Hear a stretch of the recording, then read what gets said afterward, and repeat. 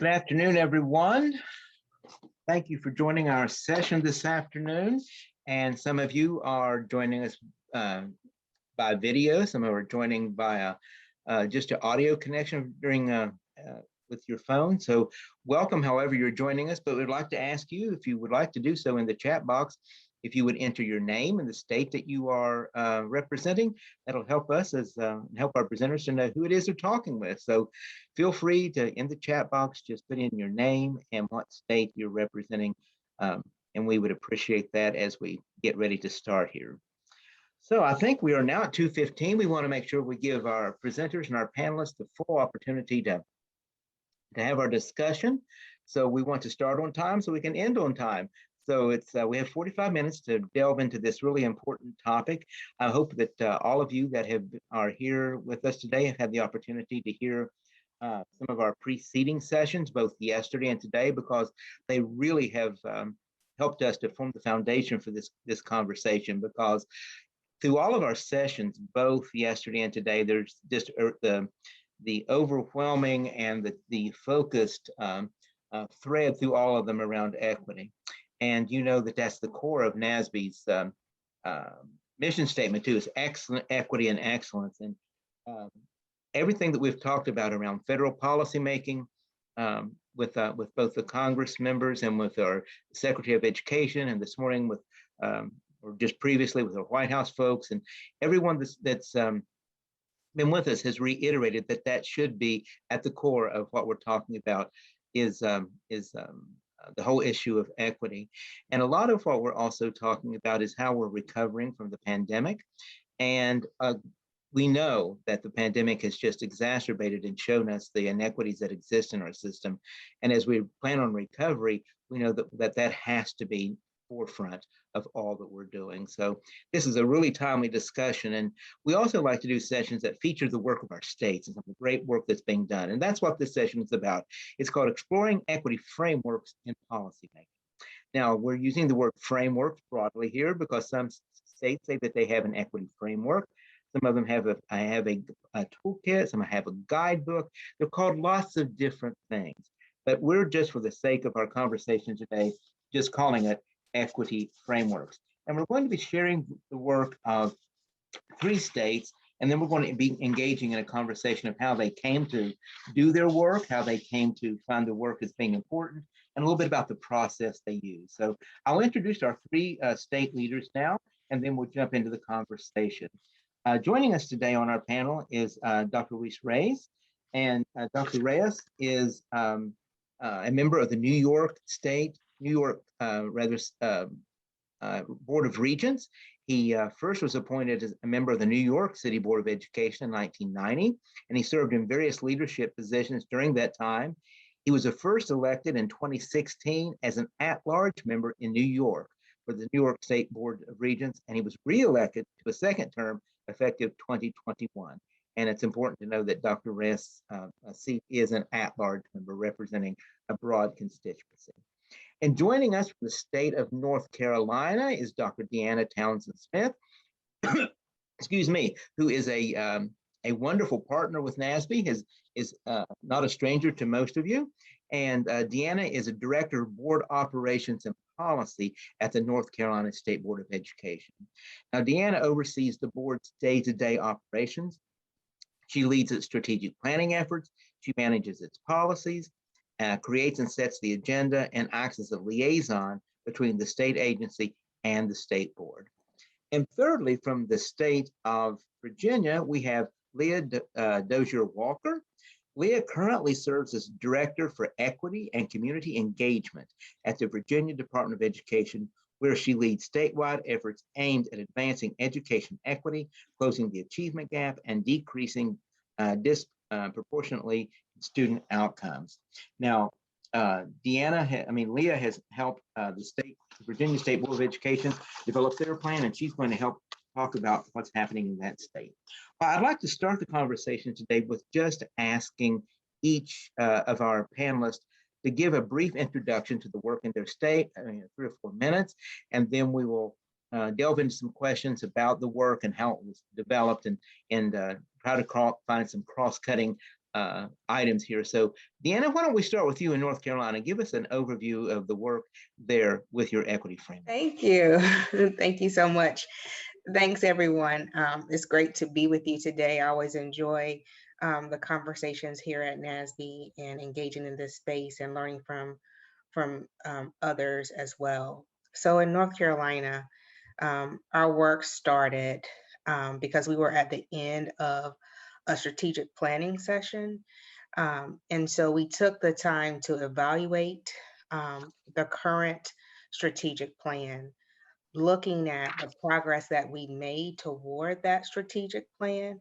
And we began the process of reflecting and determining what needed to be revised based on feedback from the field, feedback from the state agency, et cetera.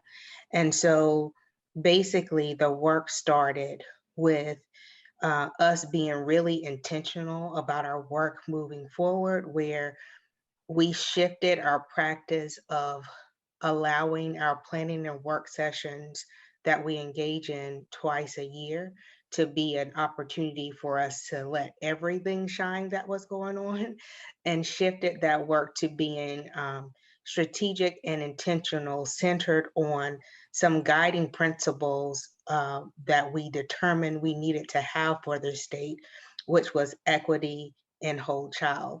Now, the work wasn't easy. We had to basically educate ourselves and just examine our own biases so that we could begin at a place where we could have uh, a common definition around equity and what that meant for our state as we move forward. And that's how our work began here in North Carolina. Great. Leah, there you go. I had to ask you to unmute. Sorry. Yeah. You want to talk a little bit about Virginia here? Yeah, thank you. Thank you for the opportunity to be here. And I want to acknowledge one of our board members who's with us today, Ms. Pamela Davis-Fott, who's in the audience. And I just want to give a shout out to our board member who's joining us.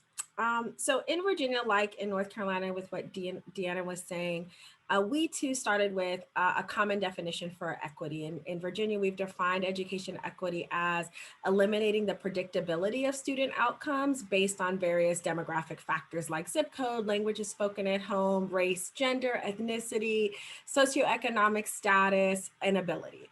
And that was informed by where our data was driving the equity gaps in terms of outcomes across the state. So we started with that definition and then started to really think about how do we create a model and a framework for equity in the state that aligns to our understanding of that definition and gives us an opportunity to evaluate not just outcomes associated with equity, but also the inputs that impact equity outcomes. And so that's really kind of how our plan began in its early stages. And then, of course, we did some really deliberate engagement with stakeholders. We established a community of practice of equity coordinators from across the state to weigh in on the development of our equity plan, as well as consulted with sort of experts in the field. We partnered with our institutions of higher education, the research world, and just really some of the national thought leaders who've been informing this work along the way. And that's where you get to our Navigating Ed Equity VA Roadmap to Equity document. Excellent. Excellent. Dr. Reyes? I also will unmute and indicate that I'm humbled to be in the presence of people who don't just talk the talk, but walk the walk as directors of operation, Office of Equity, doing the work. And as a board member, I have to understand, I understand that I'm a public official, but I'm not the one like the now Commissioner Betty Rosa, who was our chancellor up until August and became interim commissioner and now permanent commissioner, and our now chancellor, who, like Dr. Betty Rosa, was a superintendent, all of these people have been leaders, administrators, teachers, principals, superintendents along the way. So I understand that there's a role for people like me who are advocates, former college professor, etc., and don't want to talk too much about myself, but indicate that the Regents, about 236 years in existence, and as a state, New York is very, very diverse, regional diversity, economic diversity, racial diversity. We have many children and youth who come from different countries, different states, some of them from different territories of the United States, Caribbean, Puerto Rico, where I come from, other people from Haiti, Dominican Republic, etc. And diversity is a strength, but it has to be acknowledged. And so our challenge has been that in the middle of a pandemic, the inequities that exist already based on diversity, meaning racial inequity, economic disparities, gender, language, sexual orientation, national origin, religion, and ability. So we have children with special needs. We have children from yeshivas and Catholic schools. We have students transgender as well as homosexual, bisexual, heterosexual. And the needs of students are different, and oftentimes the way teachers and schools respond to the diversity is oftentimes lacking knowledge of the students' backgrounds, lacking true understanding and ability to respond to the needs. And so one of the things that we're focused on is creating frameworks and practices that are built on learning, listening, inquiry, allowing students to be who they are and being able to speak their truth, their existence, and respecting it. So it takes critical thinking and questioning, both on the part of the adults as well as on the part of the children and the youth, because we have the goal of college, career, and civic readiness. The third C is very important, which is participatory democracy. And so what we have focused on is a culturally responsive framework, a framework that welcomes and affirms the environment that children come from, including their families, that has high expectations, that is inclusive in what is being taught in the curriculum and how we are assessing, and that involves ongoing professional learning, not just on the part of teachers, but on the part of principals and superintendents and board members. We've worked with the New York Metropolitan Center to develop a roadmap, 3 phases: building awareness, building capacity, and implementing. And we build on networks that already exist. Throughout the state, for example, we have RBURNs, regional bilingual ed networks. We also have BOCES, boards of cooperative education services. So we build on the networks that we have, and we particularly are working on developing a framework for quality, remote, and hybrid teaching.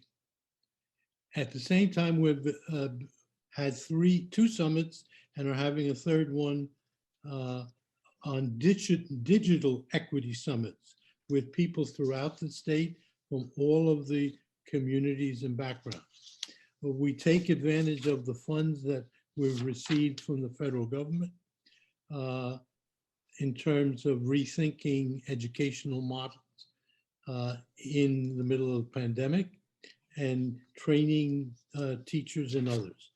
We've done surveys, both on digital equity, on what should be in the curriculum, and we are developing through that process, publishing a culturally responsive, sustaining roadmap with a new website, which will be available online on the state education website. And the important point is that we're dealing with all these things together and not allowing ourselves to be thinking that this is a black-white issue, or it's a Catholic school versus public school versus charter school. We have to serve all, we have to work with all. Thank you. Thank you, Dr. Reyes. We appreciate that. And thank you, Deanna and Leah, for getting us started on the work in your state. And those of you that are on as participants, in the chat box, you'll see that all three of the state's work has been posted there for you to take a look at. And it's really interesting, if you would take the time to do so, that how different they are, but yet how similar they are. North Carolina statewide strategic plan is there. Virginia refers to theirs as the roadmap for equity. And then, as Dr. Reyes has said, and you'll see in the chat box, New York's is called the Culturally Responsive Sustaining Education Framework. But all of it is geared toward the same goal of delivering equitable education to every single student in the state, regardless of the circumstances. And as in any type of work, any type of policy work, or any type of work in education, process is just as important as the product. How you get to the end, because we know that how a product is developed is it really determines its success, because people buy into and people will support what they have a role in developing. And Dr. Reyes gave us some examples there of how New York's went about including others to get the work done. I'd like to hear now from Deanna and Leah both a little bit about the process of how you brought the people to the table, what stakeholders did you have, and talk to us about the lessons learned about just the whole process. So Deanna, I'm going to start with you, then we'll have Leah to talk about your development process. Robert, you make a very good point about process being important in having the right stakeholders at the table. When I say right, I mean every stakeholder, every necessary stakeholder at the table. It started with, we have a formed strategic planning committee that helps us to keep our equity lens and our whole child lens really focused. We had students push us to include them in the work, starting with our advisors, which are now back at our State Board of Ed table. We bring them, include them in our strategic planning efforts. We use social media to engage more parents in the conversation. Board members also had some of the work of meeting with the stakeholders in their region to help us to get a really good lay of the land of what was actually happening, what is really important to inform the work. Philanthropic partners also offered who should also be at the table. So we were open in our way of addressing who was at the table. And I mentioned earlier this piece of making sure that as we engaged in planning and work sessions, we used that as an opportunity as well to highlight stakeholders who we were calling out to and wanting them to participate in the process.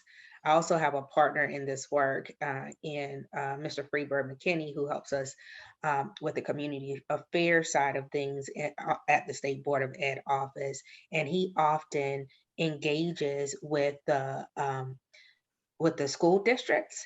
And we are fortunate to have a variety of teacher voice, administrator voice, superintendent voice, always feeding our process. So even if they're not formally at the table at critical decisions. We have ensured that we have incorporated their feedback into our processes to help the plan be stronger and to ensure that we can get the movement that we need to see across the state to ensure a sound basic education, which is our constitutional responsibility. Thank you. Thanks, Leah. Yeah, so I think first and foremost, the development of our plan was really data informed, right? And so we really started with the data, but how did we get to that point of where we had all of this data that was developed and evaluated and analyzed with that equity lens? Well, that was through our stakeholder engagement.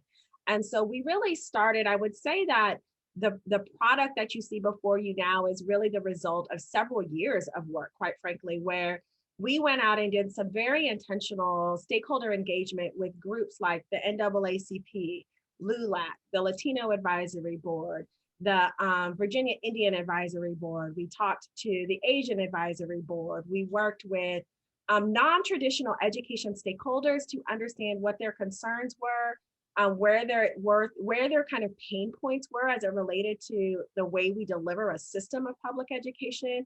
We really wanted our plan to be rooted in student experience and improving outcomes for student experiences. But then beyond that, we engaged our education stakeholders to really kind of find out, now that we know what the problem is, what are the types of tools and resources that are going to be necessary to impact the work? So one of the things that I think really stands out about the Virginia Plan and Roadmap is that not only does it provide a philosophical framework for how we approach equity work, it also delivers really practical tools that the field can use to begin to advance change, both at the local level and really through that systems lens. I think we're starting to now see a great deal of evidence, and I think our discussion will get there though, of how these plans and how these frameworks inform public policy development and how they're changing the way our legislature is thinking about public education support, how our state board is thinking about their work around public education, how this plan has changed the view and the lens through which our policymakers are thinking about regulation and the various levers that are available at their disposal to advance equity. We most recently had a presentation to our state board from a group that we formed called the African American Superintendents Advisory Council. And that group was formed with the specific purpose of focusing in and leaning in on recommendations and what policy changes need to be made specifically to advance racial equity in our public education system, right? Because equity is huge, it's big, it has lots of implications. But we wanted to have that really critical lens on advancing racial equity in Virginia's public education system. And then we engaged other groups too, like the disability advocacy community, the community that's focused on school discipline disproportionality in the school to prison pipeline. We engaged the LGBTQ student advocacy community to make sure that we're providing adequate tools and resources and centering of all of those voices and the way we think about the system that supports the successful acquisition of the content knowledge and life skills that every student needs to be ready after graduation. A follow-up question for all three of you, as we've talked about the process and development, just if this can be a quick answer, is that when you were engaging stakeholders in this process, did you engage or had any involvement of other state level agencies or state level policymakers, such as your legislature, your governor, or anything at that level? Were there any other state level partners in this work? So just all three of you take an opportunity to mention that. Deanna here, our governor for sure has been a partner for us in this work, formed a drive task force to help us focus on diversifying the teacher workforce, which is one of our priorities. Through the work that we have in partnership that we have with our General Assembly, and through the work that Ms. McKinney has done with forming firm partnerships and communication with the legislature, we're beginning to see many benefits and the language change to why this is an important shift in our education system in North Carolina. So those are when I say like if we get into like the policy lane of things, like our governor and our General Assembly members for sure. And we also have like the support of like um, uh, our business leaders in our state now coming on board and being engaged in the work, which also helps to influence the policies that are shaped out at the General Assembly level. Yeah. Well, Deanna, a follow-up to that, just that you mentioned earlier that you started this whole process with a definition for equity. That's kind of how it was the nascent part of that. Have any of the other partners adopted the same definition? Do you now have any type of a common definition among those groups? So that's a really good question, Robert. I think that we have pockets of it right now, where we have some places where the definitions are similar, maybe not the same, but similar. And the work that we engage in with our equity officers across our state, we see more of an alignment there than we do in those places where the districts haven't adopted an equity office yet. However, with the work that we did with having and adopting an equity resolution for the state, part of that work is the projecting of alignment across the state to fulfill this promise of equity for all of our students. I see. In Virginia, very similarly, what we're seeing now are local school divisions adopting our same definition of equity. We're seeing school boards embracing that adoption of that definition of education equity. In addition to that, some of our other professional organizations like the Association of Superintendents have also sort of been exploring how they're going to define education equity. And we're really starting to see all of that be adopted by the various sort of education leaders across the state. As a part of our roadmap, we also developed what we call the Ed Equity VA Compass, which are the 5 critical competencies that need to ground all equity work. And so what we're seeing really, it's quite tremendous what we're seeing across the state, where this is now becoming sort of the common nomenclature. So just like we defined what are the competencies of in the profile of a Virginia graduate, we defined the competencies associated with centering equity in the way that you deliver instruction, select instructional resources and materials, and provide classroom experiences that are affirming for all students. So we're definitely seeing good results as implementation across the state that aligns to the vision and the framework that we provided within our roadmap. And that, I think, is certainly a good measure of success for having, if someone were to pose the question of why did you do this, which I got an email that said, why did you create an equity framework from a parent? And that was the reason why. We want to have common language, common nomenclature, and common understanding as to what it is we're working towards. Right. Dr. Reyes, in New York, did you all have the involvement of any other state level leaders, from your legislature, your governor, anybody at the state level to help be involved with this?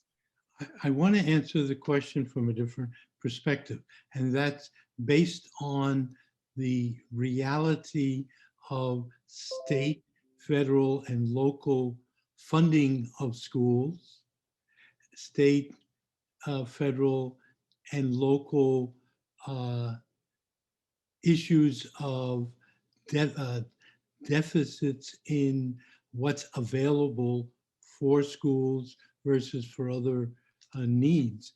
And so we have been dealing with this issue of equity in the midst not only of the pandemic, but also in the midst of a struggle between what was the previous federal administration and the present one under President Biden about what the role of the federal government should be, and just if there are any funds, as were in the CARE Act, how those funds were to be determined and received at the state and local level. Just today, I think Secretary Cardona announced that I think it's a rather large multi-million-dollar amount of money that's being released for Puerto Rico. money that was authorized under the CARES Act and had not been released, never mind money on the new Stimulus Act.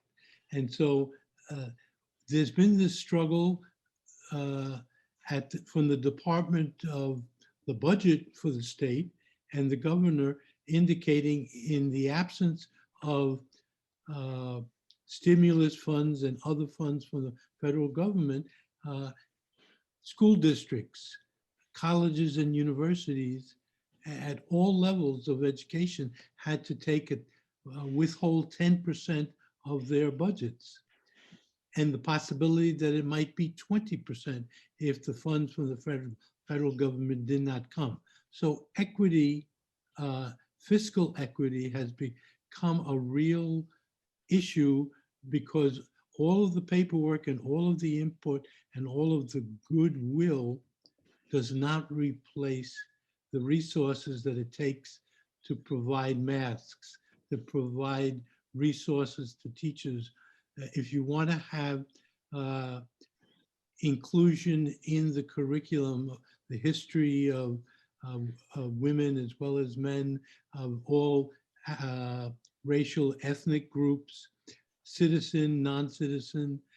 We have large communities of yeshiva, Orthodox Jews, and so all of that diversity requires funds, and oftentimes we're fighting over the funds.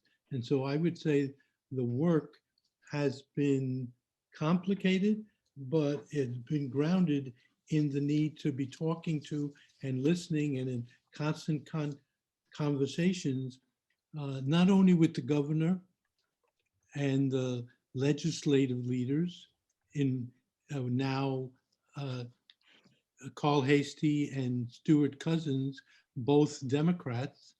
And so in our state, the Democrats control all of the legislative and the executive branch. But just having people of color doesn't mean that people of color are going to be treated properly. And so it becomes a matter of alliances. We have Chuck Schumer, the US Senator, who has been able to ensure that New York got a fair share of its funds. Okay, thank you. As with any type of work in this of this nature, or any type of a framework and or a system of improvement, the bottom line for all of it is for it to make a difference in decision making and for it to make a difference in policy making. So I'd like to ask, but we want to get to the participants' questions here in just a moment. But my last question really for me is, has your work influenced the board's decision making process? Tell me about how you see this playing out at the board table for State Board of Education. Liz, let's start with you. Yeah, thanks for that question.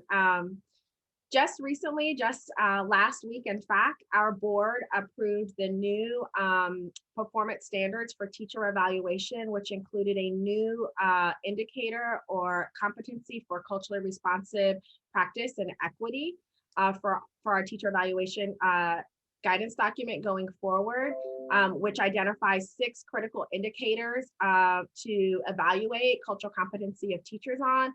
This aligns to legislation that was just passed by our General Assembly. But what is most notable is that through the iterative process of the board's review, they recognized immediately that there could have been better alignment between the first draft of this new standard to the equity framework to where we ended up today. And so that is a really clear evidence of how the framework, how providing that common nomenclature, language, understanding, definitions, and defining those competencies in a very clear way makes it easier for policymakers to align their work around what is evidence-based practice and what we know will have an impact on student experience. And so that's just one example, but we're seeing that really impact so much work that's happening in the state, both from our state board level as well as our legislature and even our governor's office. Deanna, you want to take that next? Sure. I think for North Carolina, there were several things. I think that with the impact of COVID as well, it's provided some additional opportunities, right, for us to engage and have that impact our decisions. So when we got our first stream of COVID funding, we made sure that we applied the equity lens to distribute the funding. We've never done that before. And I feel that had we not had that conversation about educational equity and what that means with common understanding around that point, we wouldn't have gotten as far as we did, and maybe the monies wouldn't have stretched as far as they did for those districts that truly needed it and those students that truly needed it. So that's one example. Another example would be around our delay of passing our social studies standards. So the agency developed a set of social studies standards that kept to the norm, that wasn't inclusive of diverse backgrounds, historical context, et cetera. The board pushed from the table and put a pause and said, we're not going to pass these standards, even though this is the recommendation. We're not going to pass these standards. We're continue to get feedback from the field that this isn't what the need is. This isn't what we have said that is a guiding principles. These standards don't represent that. And so the social studies standards were delayed until this year, where the agency went back and did the work all over again to revise the social studies standards. And for the first time, we have hardly ever gotten a lot of feedback when it comes to when we are changing standards, but we got over 8,000 responses in a positive way around this is what is needed for our state. And the student perspective was priceless.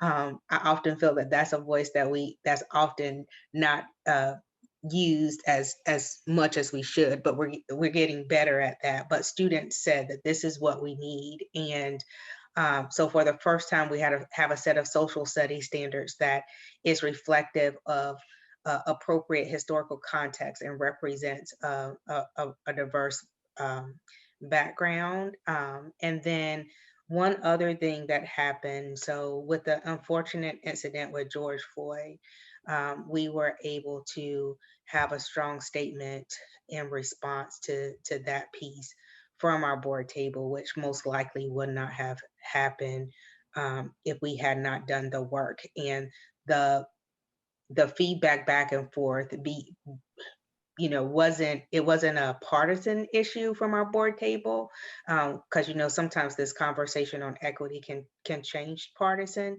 but it was one of those instances where, because we had done the work, we were able to have a joint statement around the impact of what happened with George Floyd. So those are three distinct examples of about how some of this has impacted our work here in North Carolina, for sure. Quickly, in terms of New York, our structure of committees, subcommittees, and work groups have allowed us to be able to focus on particular areas and give them the attention. The P12 and higher ed being the largest of the committees, but also professional practice. We have an early childhood education work group that I co-chair along with the now Chancellor, and we've been able to focus on a number of issues.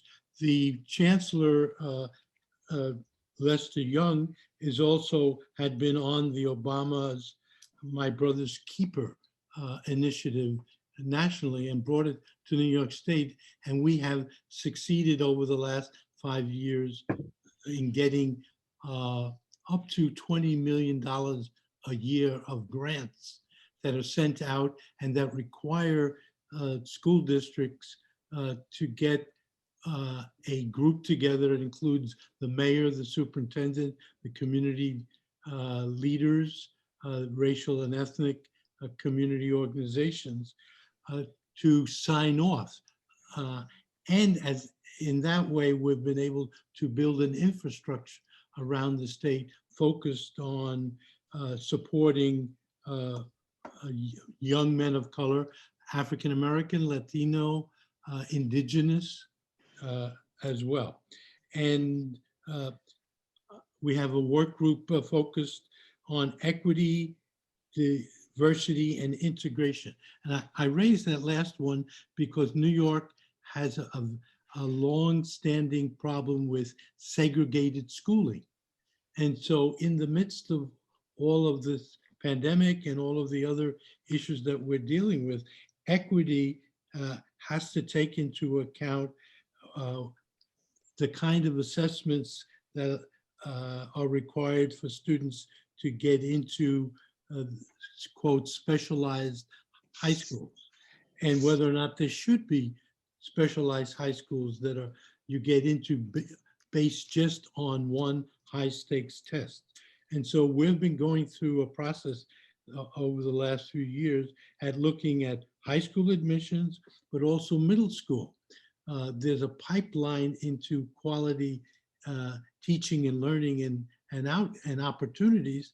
And it also starts at the pre-K and kindergarten level with a 4-year-old gifted and talented test to get into a gifted and talented program. So that all I'm saying is that the equity issue is forcing us and helping us through the planning and the conversations and the changes to deal with some of the structural imbalances and disparities and inequities that are long-term. And there are people on both sides of those issues, people who want to protect their child getting into a specialized high school, getting into a gifted and talented program.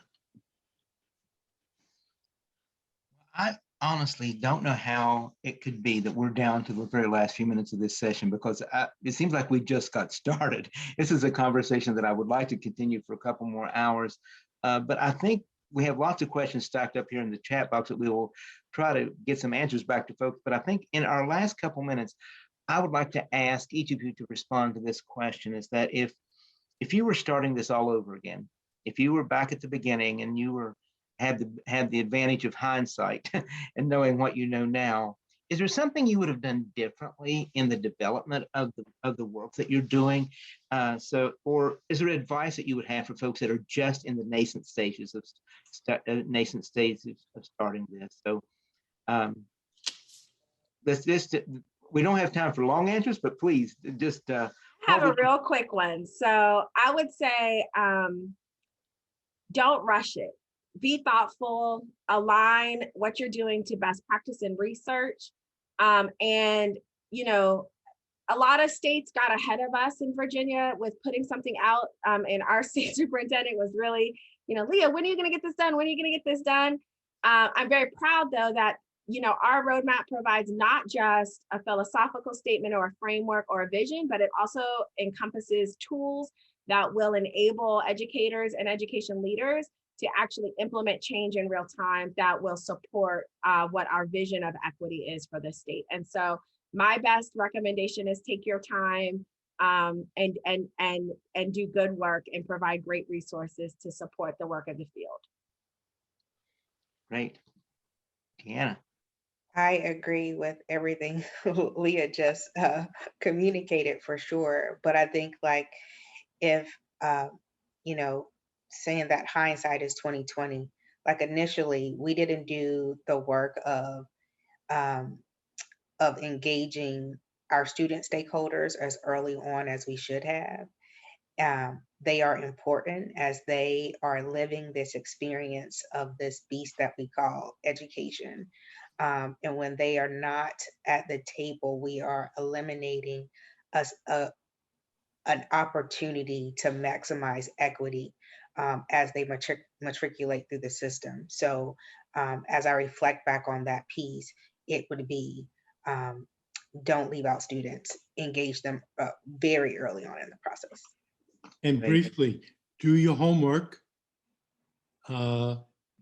listen, not just to your stakeholders and your allies, including students, but to your adversaries. For me, that means reading the New York Post, as well as the New York Times, the Daily News, El Diario, because immigrants and Latinos are not covered in all those other papers very well. And Newsday, because I'm living in Long Island and I'm seeing right here in the land of plenty, the land of people who are immigrants doing all the work and not being necessarily served and represented. And so learn, don't assume you know everything. Some really great advice, but I'm going to end by saying something that Leah said there a moment ago. She said her first advice was don't rush it. I say that's right, don't rush it, but don't delay it, because this is the work of state boards. It's the most important thing you will do. It is critical and core to every single thing that a state board does, especially now as we're thinking about exiting and trying to recover and rebuild from the pandemic. We have a once in a lifetime opportunity here where we have a great amount of resources to try to deal with inequities and situations that we think was caused by the pandemic. Look in that rear view mirror pre-pandemic. There were lots of inequities, there were lots of issues that have just been magnified and exacerbated. They existed before. Don't let this opportunity pass you by, because this is our legacy moment. Fast forward 10 years from now, what will be our legacy with what we did, with what we have? So Leah, I couldn't agree more. Don't rush it, but don't delay it. Time is of the essence. This is your work. It's the most crucial work you will ever do. So with that, Leah, Deanna, and Luis, thank you so much for your time. Thank you for being great partners, and we look forward to continuing this discussion. As I said, I wish I had a few more hours. Those of you that are on as participants, make sure you look at your chat box. There's some wonderful resources there. Some of you asked about definitions. They've been placed there. And now we have a short break, and then you have the opportunity to book 2 more concurrent sessions. Following that, we'll be back for our final closing session, which is with the Senate Help Staff, talking about the future and working ahead with Congress. So again, thank you so much. This has been engaging. It's been wonderful. I appreciate your time. With that, go have a good break. See you.